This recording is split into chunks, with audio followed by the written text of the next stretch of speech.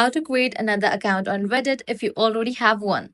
Let's get started. First, launch your Reddit app. Then click on the avatar icon given at the top right. Click on a username. Click on the option Add Account. Then you're gonna get different options to create a new account. Google, Apple, or email. From this, you can select any of it. So I'm gonna select Google. Click on Continue. Now go ahead and type in the credentials of your account, email or phone, and the password. Click on Next. Click on Continue. Now generate username for your account. Now identify yourself. Now select your interest.